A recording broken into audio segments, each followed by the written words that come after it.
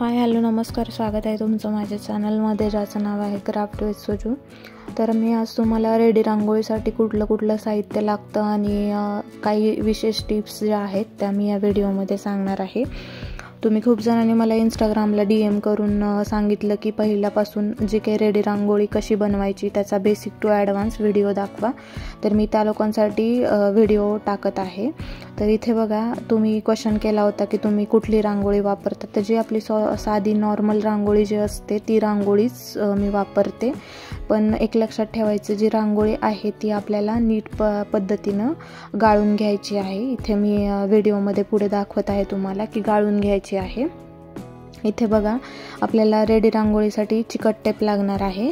ती जी आपली जी काही प्रिंट असेल ती आपल्या OHP शीटला अटॅच करण्यासाठी आपल्याला ते जे काही चिकट टेप आहे तो लागणार आहे। त्याच्यानंतर मी तुम्हाला जे अक्षरलेखन दाखवलं होतं त्या अक्षरलेखन करण्यासाठी त्याच्यामध्ये जे आपल्याला मेजरमेंट घ्यायचं आहे त्याच्यासाठी स्केल लागणार आहे।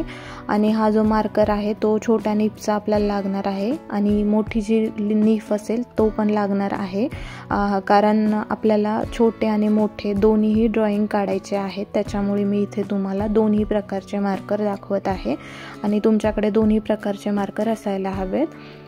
त्याच्यानंतर व्हिडिओमध्ये पुढे बघा, हे जे काही पद्धतीचे ॲक्रेलिक कलर आहेत, ॲक्रेलिक कलर दोन प्रकारचे मिळतात, एक फेविक्रिलचे मिळतात आणि दुसरे कॅमेलचे मिळतात। तर तुम्ही दोन्ही प्रकारचे ॲक्रेलिक कलर घेऊ शकता, पोस्टर कलर घ्यायचे नाहीत। ह्याच्यामध्ये दाखवून दिले आहे तुम्हाला की कोणत्या प्रकारचे कोणत्या कलरचे ॲक्रेलिक कलर तुम्हाला मिळतील, ह्याच्यावरती सगळं आहे, इथे बघू शकता तुम्ही। त्याच्यानंतर जे आपल्याला मेन म्हणजे पाहिजे ते म्हणजे OHP शीट पाहिजे, जी की असेल आपली 175 मायक्रॉनची। इथे बघा, आपली जी रांगोळी आहे ते स्प्रेड करण्यासाठी हे जे आपल्याला रांगोळीचं टूल आहे ते लागणार आहे। इथे बघा, मेन आपल्याला फॅब्रिक ग्लू लागणार आहे फेविक्रिलचा। आणि तुम्ही जे काही फेविकॉल वापरता ते फेविकॉलनं जी काही आहे ती शीट कडक होते, त्याच्यामुळे मी तर तुम्हाला नेहमी सांगते की तुम्ही फॅब्रिक ग्लूच वापरा। इथे बघा, नॉर्मल जे आपलं पाणी आहे ते लागणार आहे। इथे ब्रश लागणार आहे। हे जे ब्रश आहेत ते 1 आणि 0 नंबरचं आहे, जेणेकरून मी इथे जे काही आपल्या ॲक्रेलिक कलरने बॉर्डर करतो त्याच्यासाठी हे ब्रश वापरते। ह्याच्यातून जे मोठे ब्रश येतात ते मोठे ब्रशने आपण जे काही फॅब्रिक ग्लू अप्लाय करणार आहोत ते फॅब्रिक ग्लू अप्लाय करू शकतो आपण त्या ब्रशनी। ह्याच्यातून मोठे ब्रश येतात तिथे। मेन म्हणजे आपल्या रांगोळीला लागणार आहे ती OHP शीट। OHP शीट ही माझ्याकडे दोन प्रकारची आहे, एक आहे A4 साईजची आणि एक आहे A3 साईजची।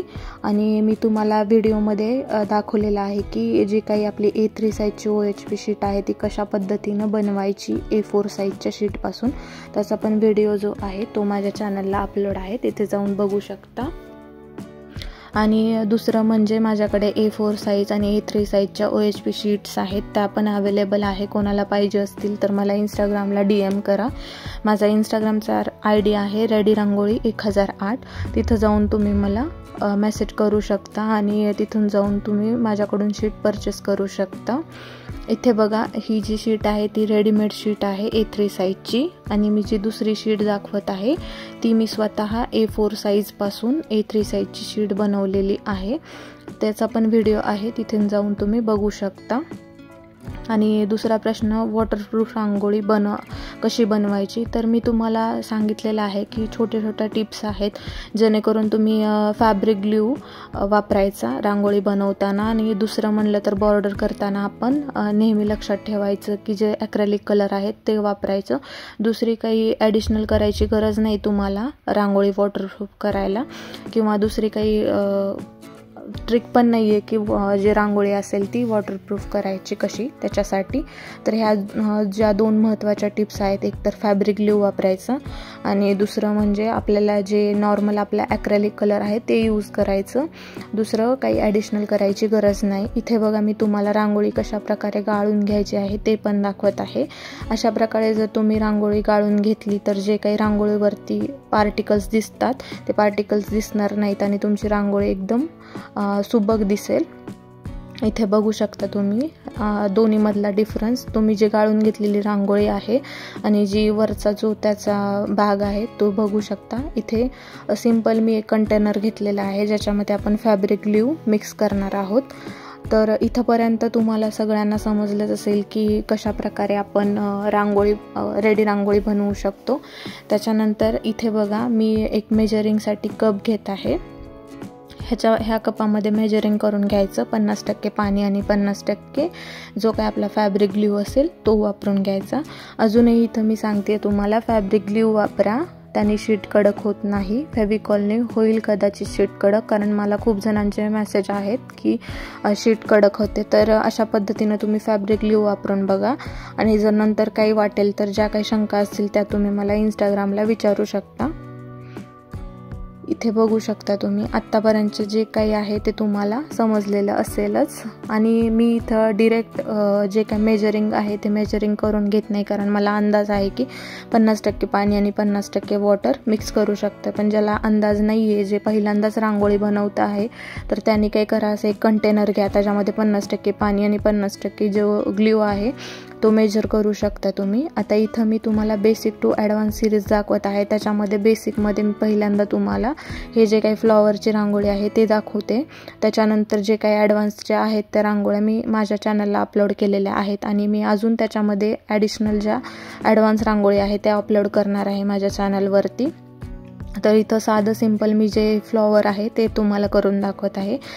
हा जो फ्लॉवर आहे त्याला मी फर्स्ट लेअर देऊन घेतलेला आहे, ह्याला सेकंड लेअर आणि जो काही आपला ॲक्रेलिक कलरचा थर्ड लेअर असेल तो मी देत आहे। आणि मी इथं क्लिअर करत आहे की जी माझी रांगोळी आहे त्याच्यावरती मी 2 लेअर लावून घेते आणि त्याच्यानंतर जो काही आपल्याला बॉर्डर असेल ते ॲक्रेलिक कलरने करून घेत आहे। त्याच्यामुळे मी ते तुम्हाला क्लिअर करते। आणि तुमचा जो क्वेश्चन होता की तुम्ही कुठल्या पद्धतीची रांगोळी वापरता, तर मी सिंपल आपली जी बाजारामध्ये रांगोळी मिळते ती रांगोळी वापरते आणि दुसरं फॅब्रिक ग्लू वापरते।